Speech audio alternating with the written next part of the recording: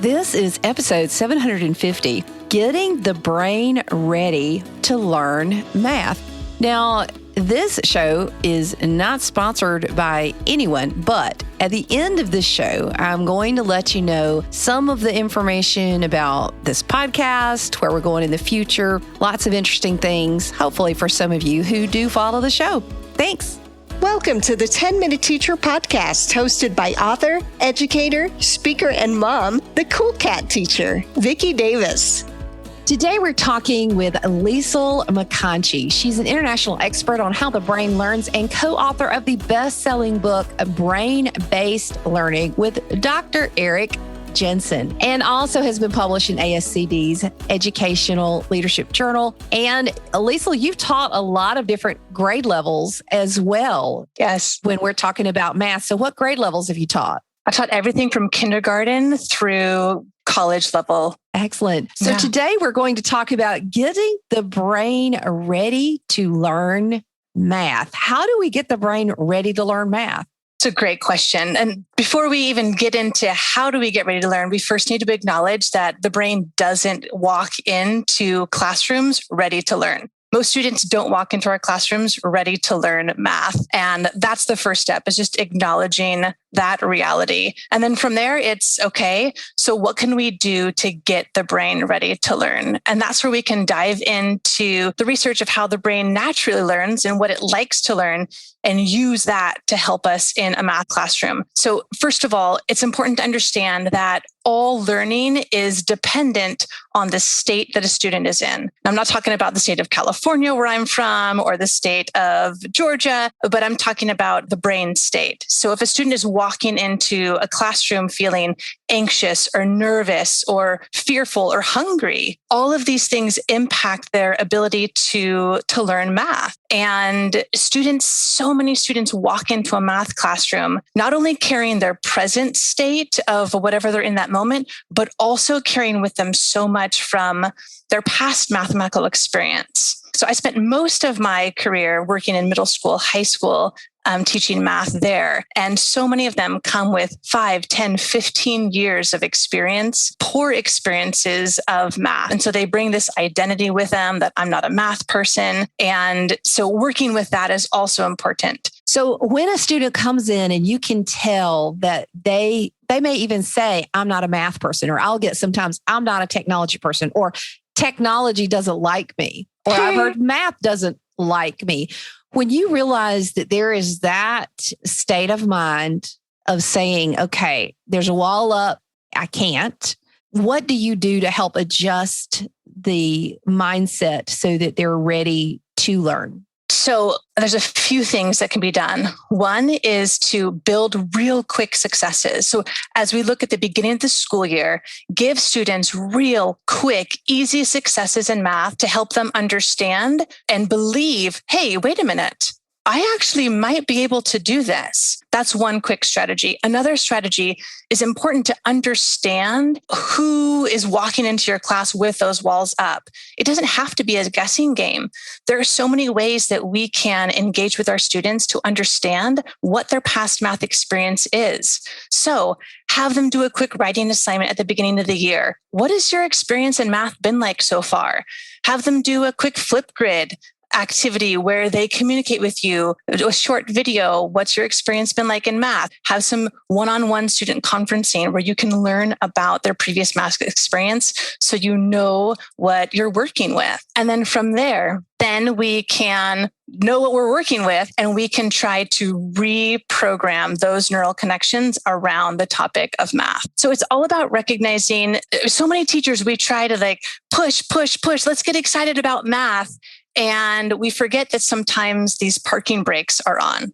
Vicki, have you ever tried to drive your car with the parking brake on? Yes. Okay, good. I'm glad I'm not the only one here. I have too. And I don't know what your experience has been like, but for me, my first initial reaction is I get really frustrated and I press on the gas pedal really hard. I press harder. I don't know if you do something similar to that. And so many times as teachers, we do the same thing. Like, hey, the student isn't learning. They're not ready to learn. So we try to push harder on the accelerator. And we go and we spend money on prizes and candy and rewards and pizza parties, trying to get them more excited with some kind of external reward. And we forget to pause and to look to see if there's any parking brake going on. Does this student struggle with any kind of past math trauma? Do they struggle with math anxiety? Is there any dyscalculia possibly going on here? Or have they just been through a system of many years of poor math pedagogy where the idea of being fast has been promoted as equivalent to being good?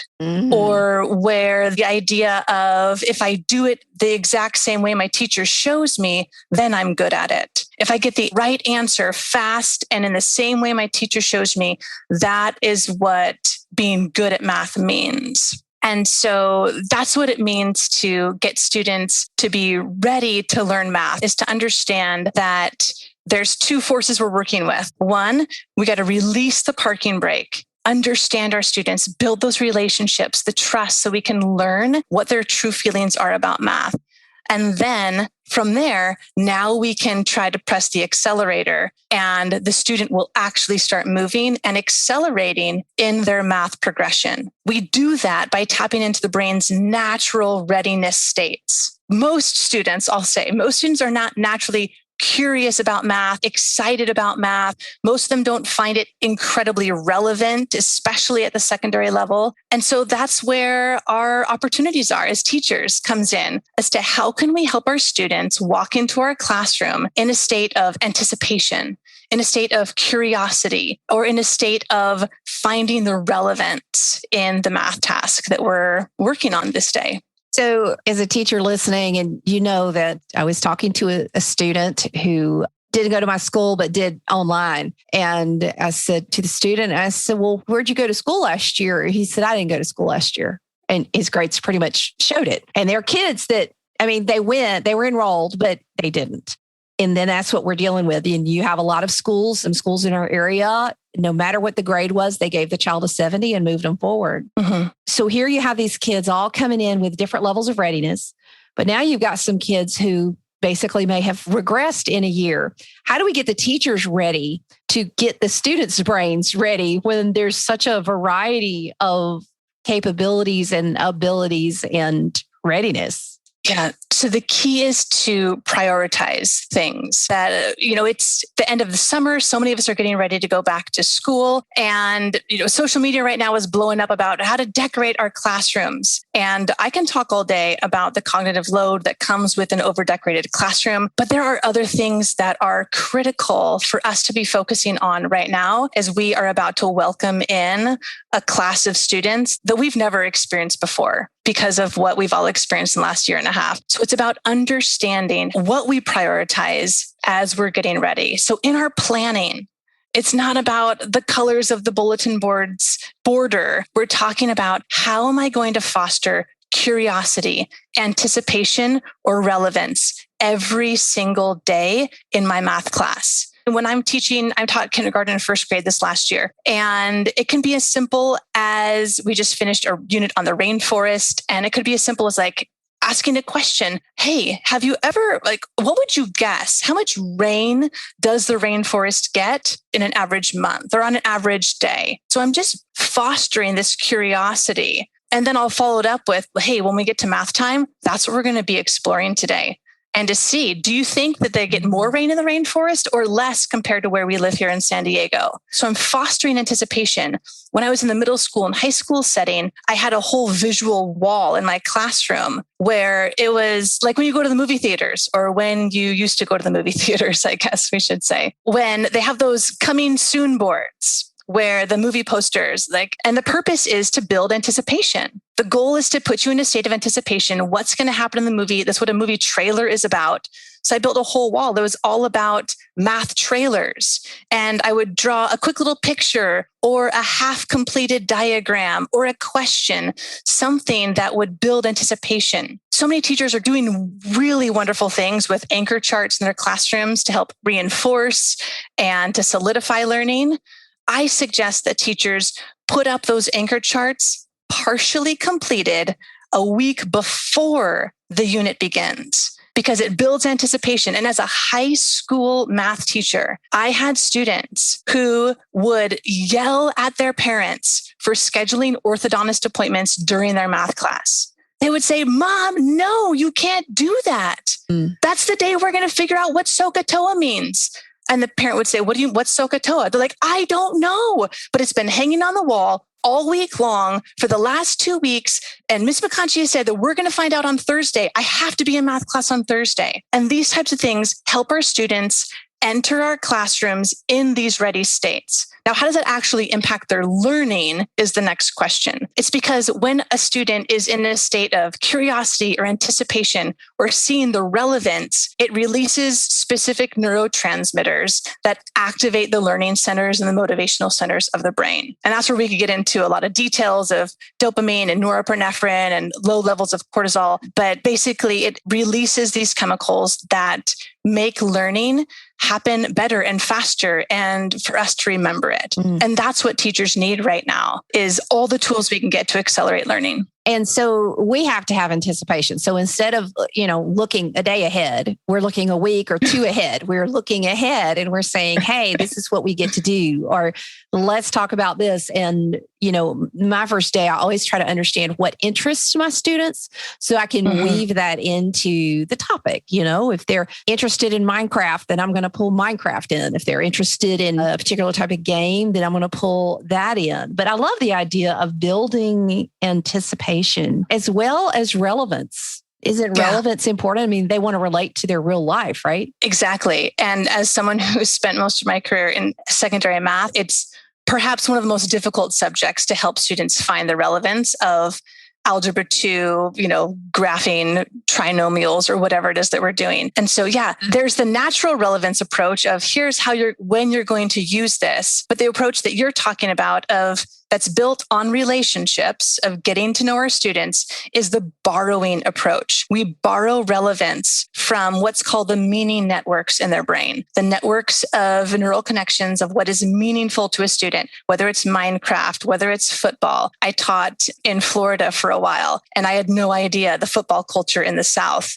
And I learned real quick that I needed to learn. I was in Tallahassee. I needed to learn and follow FSU football, Florida State football, so that I could make sure that my lessons next week on Monday used the data from the football game over the weekend. And so, that's borrowing relevance. And that's a beautiful pathway, because those are really strong connected networks in a student's brain. And the more we know them, the more we can make connections to our content. You build on something I say all the time that my listeners will know that I say, which is you have to relate to educate. Absolutely. Absolutely. Yeah, absolutely do. So let's ask one more question as we finish up. What is the biggest mistake that math teachers make that make the brain not ready to learn math? That's a great question. I would say the idea of following your curriculum to the T and putting that learning objective up on the board. So when you think about it from a math perspective, if you walk in as a student and you see, hey, today on the board, today's objective, today we're going to learn 8.1, solving linear equations through graphing. And tomorrow we're going to learn solving linear equations through substitution. Some people are like, what the heck is this Liesl lady talking about? It's just going over her head with the math stuff. But there's simple ways. I understand that many districts require that. There's simple ways to transfer that to a way that helps ready the brain. Just take your learning objective and turn it into a question. Yeah. Because questions prompt curiosity. And that's one of the things, a quick, simple change that teachers can make to help students become more ready to learn math. So, Liesl McConchie, the book is Brain-Based Learning that she co-authored with Dr. Eric Jensen. Thank you, Liesl. Thank you. Well, this episode 750 is the first episode of season 10. In 4.5 years, we've had 750 shows and 5.2 million downloads. And it's because you're listening. As you know, I am a full-time classroom teacher. mom, wife, and lots of things going on in my life. And this would not happen if you hadn't tweeted and shared with your friends and emailed it to the folks at work. And thank you for finding the show helpful. But it's really been about 740 guests. We've had some remarkable folks on the show, and you're welcome to take a listen to the backlist at coolcatteacher.com/podcast. And you can search by topic or search by guest name because there's so many amazing folks who've been on the show. Now, I wanted to give an update on the podcast. So this past year, for those of you who read my blog would know that there has been a lot of challenges for me, just like for everybody else. Of course, March of 2020, I went from working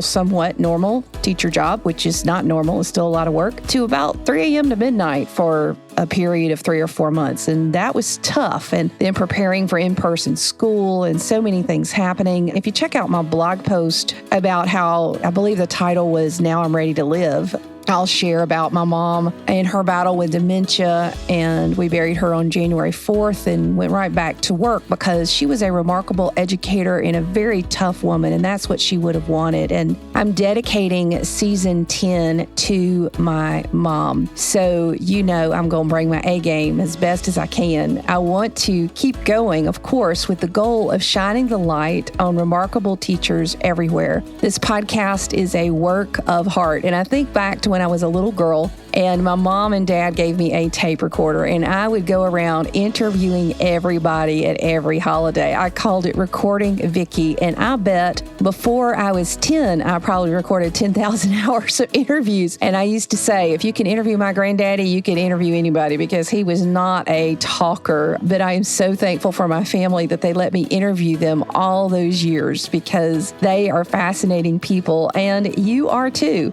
Now, I also need to give some thanks. I could not do this show without Dr. Lisa Durf. She has been with me from the beginning. She researches every single guest deeply and finds the best and most amazing people, does everything so that the moment I get them, for a while it was on Skype, now I interview on Zoom. The moment I get them on Zoom, I am just in awe at where does Lisa find these people. And she is such an important part of the team, as well as a dear friend. And you can email her your show suggestions at Lisa@coolcatteacher.com. I know she'll be so glad I sent you that email, but that's okay. And we especially look for teachers who are not maybe even on Twitter or blog, that everybody doesn't know about, but everybody at their school knows exactly who they are, because they are that remarkable teacher that everyone admires. And that's especially what we look for. Now, the first 600 episodes my husband Kip edited. We would not have a show without all that he has done. And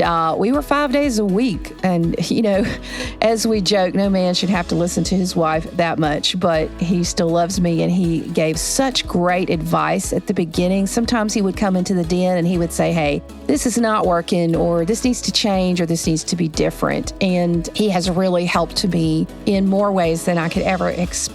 But then he has a new busy job schedule.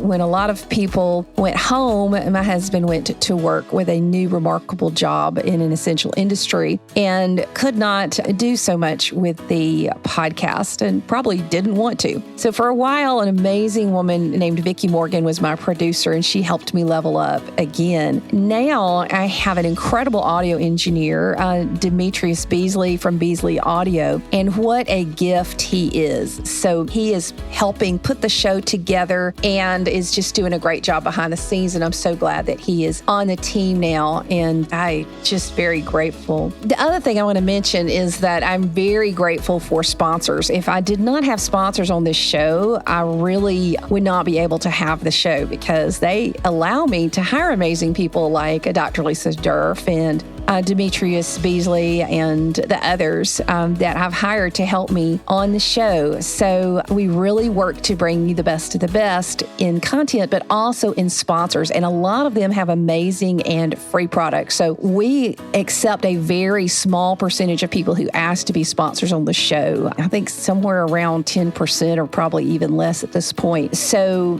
thank you to all the sponsors. And I hope that you will, in the coming weeks, be excited about the sponsors we have coming up and what they have to offer. Now, the show right now, as we enter season 10, is at 5.2 million downloads. I can't even comprehend that, in every country in the world except North Korea. And I'm not sure if it even counts there. They probably use VPNs or something. So maybe there's some folks in North Korea that listen, but I'm so thankful for all of you all over the world who do listen to the show. It's kind of hard for me to comprehend that I could be here in my office in Camilla, Georgia, and that people around the world could listen to the show and find it helpful. And I'm so grateful for that.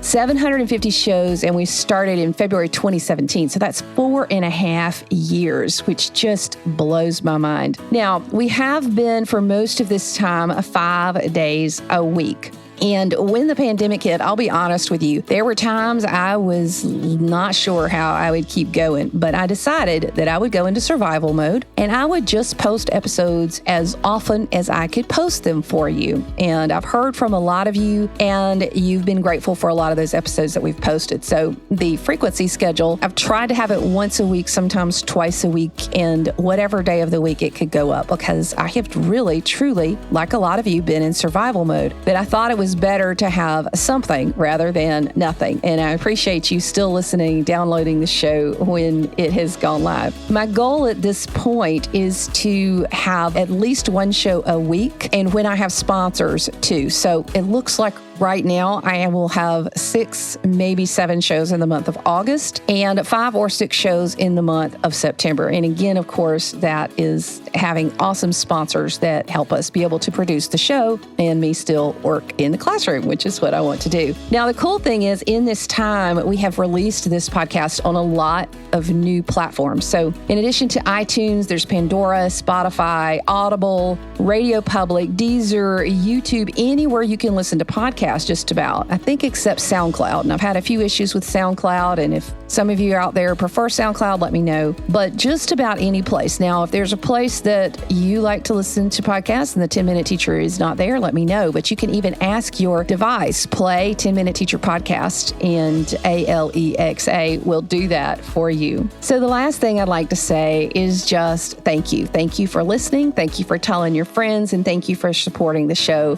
One thing about education and education technology is that sometimes we can just take a look at the person who is the new bright and shiny. And I'll tell you what, when I get to find a new, amazing, remarkable person who's going to skyrocket to all of your stages around the world, it is truly exciting to me to meet remarkable folks, because as you know, I don't believe in playing King of the Hill, or Queen of the Hill, I guess in my case, but making a bigger hill. And that's what this is all about. There is more than enough room for a ton of education podcasts, a ton of teachers talking about best practices and reaching every child. I just welcome anybody who wants to come in, and hope to have a lot of you guys on my show.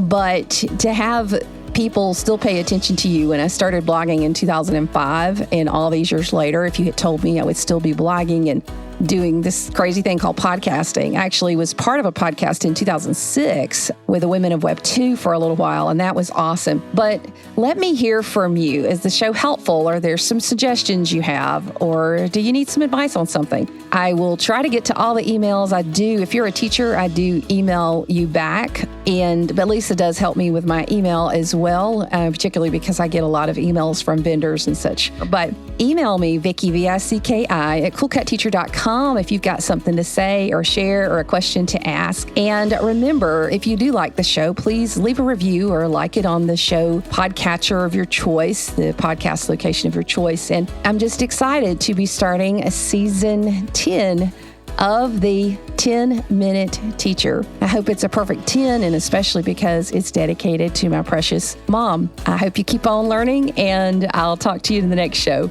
If you enjoyed today's 10-Minute Teacher podcast, why not subscribe on iTunes? You can also catch up with Vicki on Twitter at CoolCatTeacher, or level up and learn with her blogs and free resources at CoolCatTeacher.com. Thanks for listening.